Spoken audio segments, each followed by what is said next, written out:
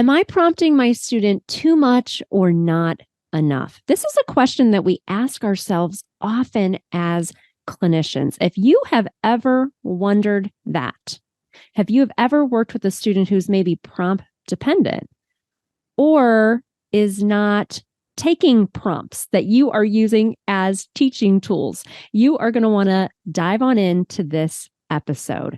I interviewed Landon Cowan, and we are talking all about a decision-making tool for evaluating and selecting prompting strategies. So we're going to discuss prompting, and we're also going to talk about this really cool article that he has published with that same name. The show notes has the link. And why I really love it is that there is a visual that you can use with your students.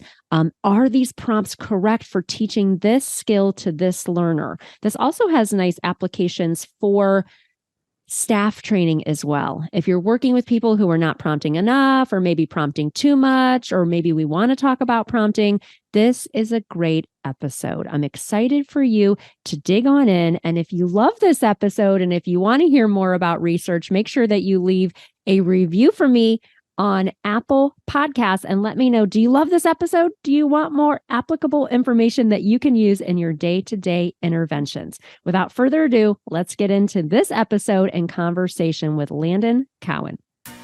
You're listening to Autism Outreach Podcast, a podcast full of ready-to-use strategies to help those with autism strengthen their communication skills. Here's your host, Rose Griffin of ABA Speech, a speech therapist and board-certified behavior analyst who shares tips you can use in your next therapy session. Welcome to the Autism Outreach Podcast. I am very excited for my conversation today with Landon Cowan. Thank you so much, Landon, for coming on to the program. Yeah, hi. Thank you for having me, Rose. Good to be here. And we were taping this around Thanksgiving. I have a turkey hat that I'm rocking for the turkey trot. And I was thinking every Zoom meeting I do today and tomorrow, why not, right? We're all in the holiday spirit. That's what I was saying before I pressed record. Thank you for being here, Landon, for this intellectual conversation, but we're all thinking about our Thanksgiving traditions, aren't we? Absolutely. No. And honestly, there's nothing I love more than, being in the Thanksgiving spirit or just being, traveling for the holidays and still getting to talk about the stuff that I love. So honestly, this is like a perfect holiday break for me. There we go. I love it. So those of us that are new to you and your work, can you tell us about you and just your journey in the field, how you got into it, and then kind of what you're up to now? Yeah, absolutely. So I started my journey in applied behavior analysis actually when I was an undergrad. Back in around 2014 is around when I found out that behavior analysis even existed, and started my journey there as an undergrad student working at the University of North Texas with Dr. Karen Rader in some early intervention work, also working on staff training and things like that. And so after I finished that coursework, I went to the University of Houston Clear Lake, so just a few hours down the road from the University of North Texas, and continued my training there with Dr. Dorothea Lerman, Dr. Sarah Lachago, and Dr. Jennifer Fritz. And then from there, I really, while I was there, and certainly what we'll talk about today, a lot of that was my thesis in my master's program. After that, I did want to continue on in that same line of research in kind of complex decision making and problem solving. And so I joined Dr. Tiffany Kodak's PhD program at Marquette University up in Wisconsin, in Milwaukee, Wisconsin.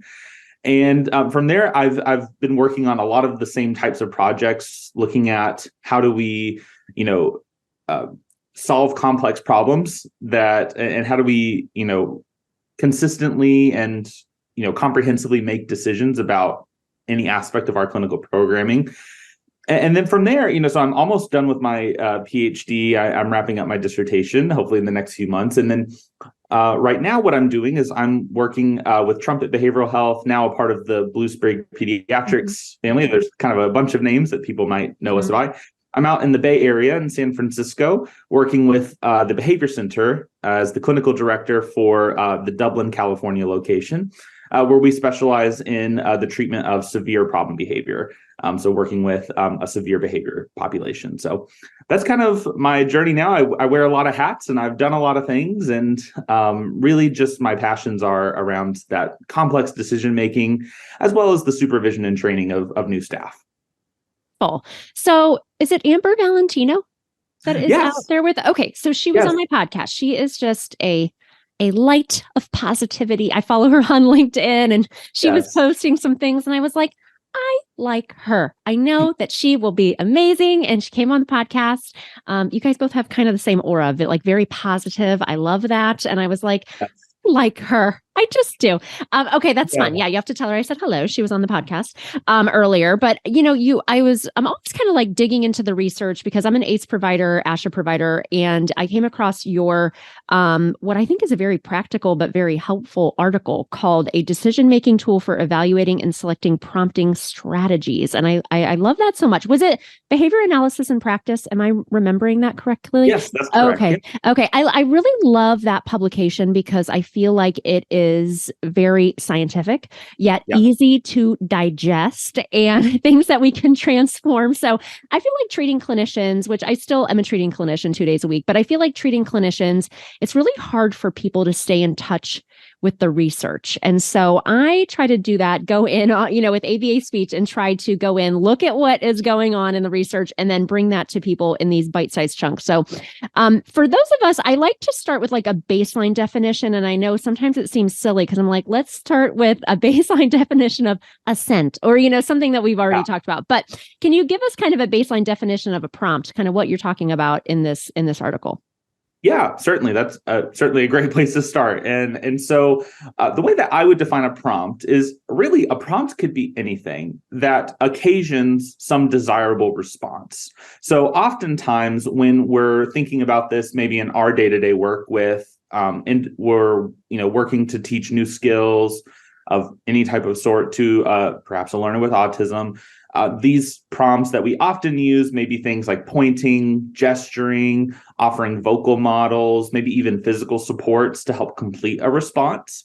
But a prompt could also be something maybe that you and I have set up on our phones every day, right? Just a little alert saying, hey, remember this meeting's coming up, or a sticky note on the fridge. Hey, don't forget to, set the meat out to defrost or something like that. Mm-hmm. So a prompt really is just a way to describe any supplemental stimulus or response that we provide that occasions some other response. Okay, great. I love that. So did you see a need in the field to create this decision-making tool? It's a really cool article. I love it. And I can't, I forget who has access to what, but I will put a link in the show notes for the article. And I can't remember if it's like free access or maybe it's just if you're a BCBA. But there's a really nice visual, which I really, really love. Because I think sometimes in the field, we're just like, number one, I think sometimes people don't realize they're prompting when maybe they shouldn't.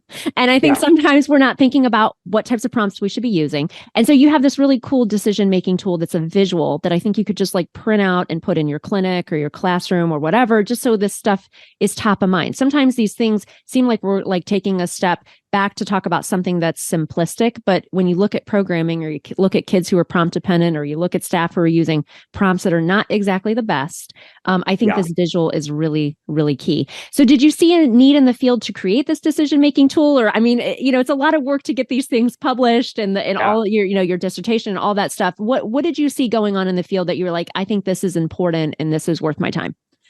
Yeah, absolutely. That's a really wonderful question. I think where it first originated, there's kind of two things that came together to influence, what we thought was the need for this tool. The first was when I first started at the University of Houston Clear Lake. One of the wonderful parts about that program is you're in a practicum experience every year, and you can rotate those throughout the years. That way you're getting a variety of experiences. And so the first one that I was part of was providing in-school supports at a school that specialized in working with students that maybe had severe challenging behaviors that kept them maybe out of placement in their homeschool districts. This was a school that worked with those public school districts to help support those students more. Mm-hmm. And so a lot of what my work was certainly is helping design and make recommendations around interventions for problem behavior, but also we were there to help support, strategies for helping in the classroom with teachers, right? Mm-hmm. How maybe they could use prompts in a systematic way to make sure that maybe there was less challenging behavior happening during work because work was becoming easier for the student, things like that. And so for one student, I worked with that teacher to teach them one of the prompting strategies that's actually in this article.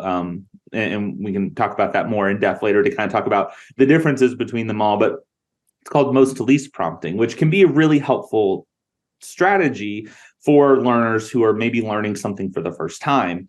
And this teacher did a wonderful job implementing the procedure with the student. The student was, making meaningful progress after that. The student was responding well to that type of intervention.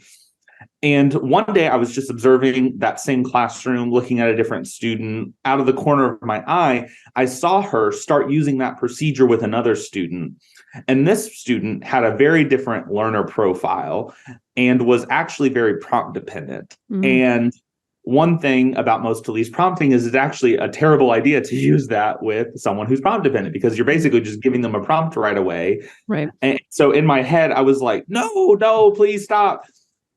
Part of me was excited that she was, applying what I had taught her to other students, Mm-hmm. but it was actually not matched to what that student needed. And so in going back to talk with my advisor, Dr. Dorothy Lerman, we were talking about that of, how would somebody know whether they should use most to least prompting versus least to most prompting or some other type of systematic structure of prompts. Mm-hmm. And so, we set about kind of creating a tool from that. And where it evolved is as we were just doing our literature search, there's a lot of recommendations out there as to why you might use one type of prompt or one prompting strategy versus another, right? There's tons of there's decades of research on this that kind of point to where this strategy might be better than another, or where they might be equally effective, or maybe where this prompting strategy is not effective at all with a certain learner profile. And so we saw that was a lot of information for your everyday clinician, or certainly another type of professional who's not well versed in ABA, but maybe is a special education teacher or someone helping support students in one of those environments, like a speech pathologist or another type of interventionist. So we set out to start trying to put together something that we thought could be a helpful guide for people when trying to decide when one type of prompt or strategy might be more effective than another based on what they're seeing in the classroom. Yeah, I love that. And being a speech therapist in BCBA, I'm extremely type A. So, and I have been a public school employee for 20 years. I've also worked in non-public programs too, but I think why this article is great is that sometimes, and I know you see this probably when you're consulting, is, there's so many students to serve in a public school that I think the thing with prompting is you, number one, have to realize that you need to analyze what type of prompting you're using. Number two, you need to have running records of what type of data you're using, because that's the thing is like sometimes when I'm working with kids and who are autistic or otherwise, I am always taking data because, that's who I am at my core. And I'm analyzing the data to make treatment decisions. But sometimes these are the things that are just really hard for public school employees, especially because there's so many students to serve, right? There's so many students to serve. So I know you talk about lots of different prompts. We'll talk about the flow chart that you created. But the one thing I would love for you to talk about, maybe like verbal prompting. This is something I was actually just talking about with somebody. I talk to a lot of people every day for different reasons, consults, this, that, and the other. When is it appropriate, or could you talk to us about verbal prompts? Because I think that, as a BCBA, I have talked about prompting and systematically fading prompts. And, I take data every day. We analyze the data. I am very old, so I have, done hand graph data back in the day. I've been dually certified for 12 years. So, but could you talk to us about that? Because I feel like the idea of verbal prompting is something that as speech therapists, we don't really talk about a lot, but you talked about the student who was prompt dependent.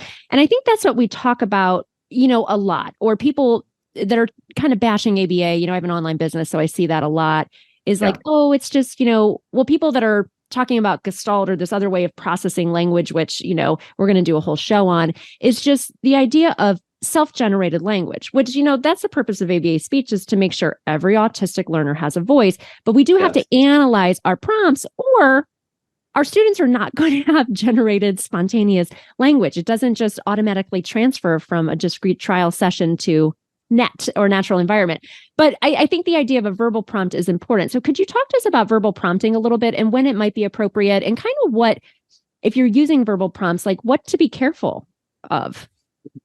Yeah, no, that's a really relevant question. And I think that was something very quickly as we were piloting out this tool that we had to ask a lot of questions about this, both for the verbal types of prompts as well as more physical or gestural types of prompts. I think we ran into a lot of the same questions. I think specifically for verbal prompts, to first break it up, I think there's two general types of verbal prompts that you could provide. One might just be a model of what your desired response for the learner to say is, right? So if you're showing them a picture of an apple and you want them to say apple, you could just say the word apple. Or a less intrusive version of that might be to just say part of the word, right? So maybe you just say the first sound, ah or app, something like that, right? So you could break it down. If you're trying to get them to say a specific word, you could provide a model or a verbal prompt of that word. So in our article, in the flowchart, what we refer to those as is partial and full vocal models. What we were also playing around with, we left them, we didn't necessarily mention them in this decision-making tool just because we thought that some of those rules kind of got a little harder to explain in a quick and easy flowchart. Was verbal prompts, which are maybe what we consider more of those indirect cues or reminders that we're offering to somebody. So, hey, remember, it's the one on the left, or what do you do after you put on your backpack, or what do you do after you pick up your pencil? You're trying to occasion some other type of response to happen after that. What I've seen clinically is, I think that these types of prompts are very common, both in classrooms and in intervention clinics. I think they're a very common type of prompt that folks try to use.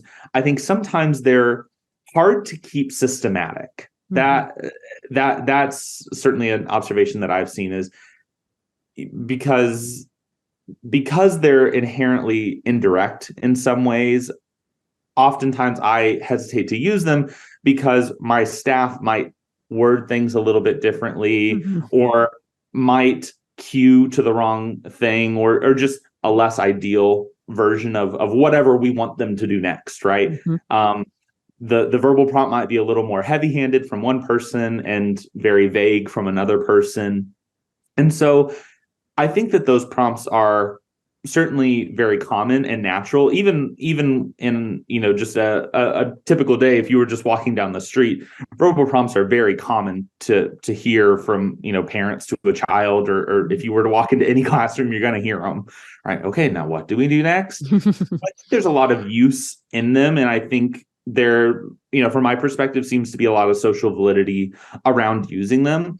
I think the caution would be is that if you're going to use it, especially at first with a learner who is first learning a new skill, I would suggest caution in making sure that whatever prompt you can use, make sure that it can be relatively consistent in what and how you're saying it. And also making sure that the learner has the communication or the listener repertoire that's needed to hear that indirect clue and compare that with the relevant response, right? Because certainly you could go up to a learner and say, okay, now what do we do after we put on our shoes, or what do we put on after our socks? But unless that they've learned that response, okay, socks go with shoes, or water goes in the water bottle, or first peanut butter and then jelly.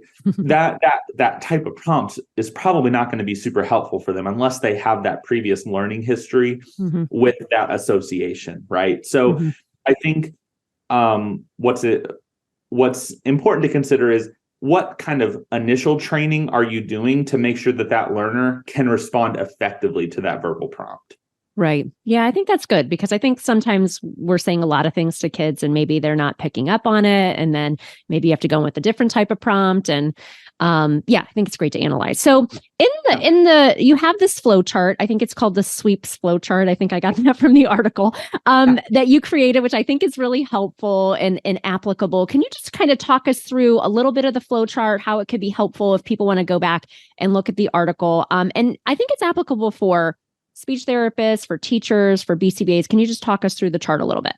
Yeah, absolutely. And so what I'll first say is when you're looking in the article, we included parts of the full flow chart and the full package of materials just due to it was way too big to put into one article. It was going to make the article super long. So what we've done is we've included all of those things as available supplemental resources.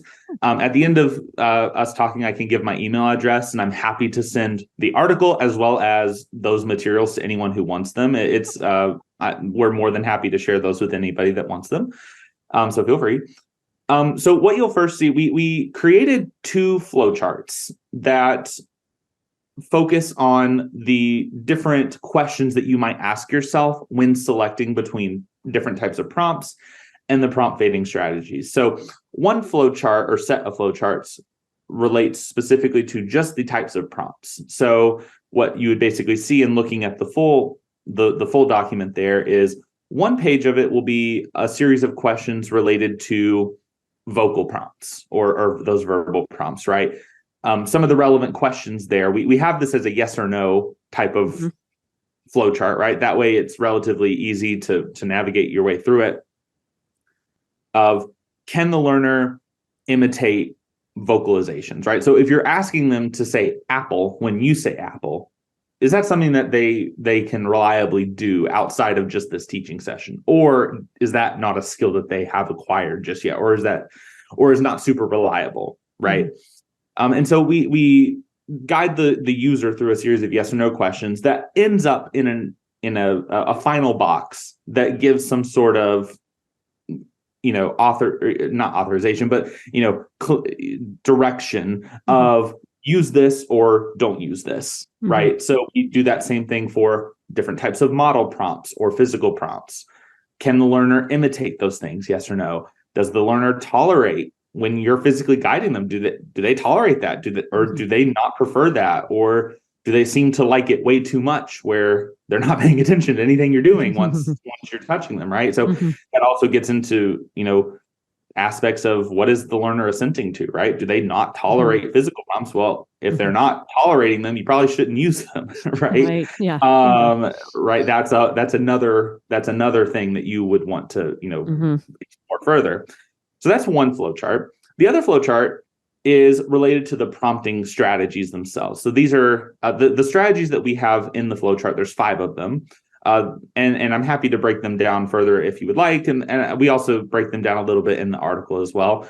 The 5 are least to most prompting, which you're typically moving from a least intrusive prompt, such as maybe just a gesture, to a more intrusive prompt, which maybe all the way up is a physical prompt. Most to least prompting, which is where you're maybe starting at that physical prompt and you're fading down to a gestural prompt or no prompt at all. We also include a prompt delay, which is basically just a time delayed delivery of a single type of prompt. So maybe you're just waiting 5 seconds before prompting someone, or 10 seconds, or 15, 2, 4, 6, right? Whatever the amount. The rest of the types of prompts are more related to modifications of the ones that I've already mentioned. They most closely align with most to least prompting. So one of them is called graduated guidance, and all that is just a series of only physical prompts. So it's basically most to least prompting, but you're only using physical prompts. And then the other one that's there is the most to least with a prompt delay. That's essentially just most to least prompting, but you provide a small window of time before you deliver that most intrusive prompt to just assess whether independence with a skill is occurring. And so the flowcharts correspond to a worksheet that we give that is basically that same list of questions in a yes or no format. And what you're doing with those flowcharts is just mapping on your yes or no responses to those questions. to get your eventual outcomes. So the flowcharts themselves, I think, are a really helpful visual aid, especially if you're just trying to make a quick decision about a learner that's coming into your classroom. That could be an application of it, is you take a quick peek at the flowchart and determine whether or not you can answer those yes or no questions. Mm-hmm. If there's something on there that you're not sure about, so if we're asking, can the student imitate motor movements, or do they tolerate physical prompts? And if that's a brand new student, you may not know those questions, right? Mm-hmm. You may not have yet had the opportunity to assess how they tolerate physical prompting or imitating other movements or vocal models. So what we do is we provide resources that the user of the sweeps can then use to quickly assess or probe out those things to make sure that they're making a database decision that is relevant to their learner, right? So really what we've tried to provide here is a set of tools that you can use to make those database decisions to make sure that your teaching strategy best matches what seems to be right for that learner. Oh, I love that. And I think it's great because I feel like this article and this flowchart has a lot of implications for staff training. I mean, I think that it's really nice. Like, we all know that we're providing training, and maybe we have a training day, and, or maybe because, I work in a school district, actually with 2 other speech therapists in the office, which is kind of fun. But I hear them talking about this staff is like over prompting and they do everything for the student. And, I think having like a nice general training talking about prompting, some of these things, I think we're like, oh, we just assume everybody knows, and you should fade your prompts, and what is the end all goal for the student. And I think some of these things that seem so basic are really what's most important. So I love this article. I think it's really great. So where can people find out more about you and your work if they have a question? And we'll include the link too in the show notes for the article. Yeah, absolutely. So the best place to find me, I'm not like super active on social medias or any websites or whatever with my own work, but a lot of the work that I'm doing, certainly feel free to follow me on LinkedIn. I think that's probably, or ResearchGate, those two. If you just search Landon Cowan, I think I'm one of the only ones that pops up. And then I would also encourage your listeners to follow up with the labs that I am a part of. Dr. Dorothy Lerman continues to publish wonderful resources that are related to all sorts of dissemination of behavior analysis principles to a variety of populations. Right now, she some of her primary work is, teacher training, as well as right now she's doing great things with, teaching dental professionals how to, implement behavior analysis principles into their work. Nice. I would also recommend the work of my doctoral advisor, Dr. Tiffany Kodak. A lot of her work is, in the same realm, where we're trying to make informed assessment data based in intervention decisions for our learners. So I think that if you start there, hopefully that'll be a lot of information for you, and I'm always happy to answer any questions. Wonderful. Well, thank you so much for coming on the podcast. It was great to meet you. Thank you. Likewise. Thanks for listening to Autism Outreach. If you enjoyed the show today, make sure to subscribe so you don't miss an episode full of actionable strategies you can use in your therapy room. Write a review too. That would mean so much to me. I always love hearing from you. Have a specific topic that you want included on a future show?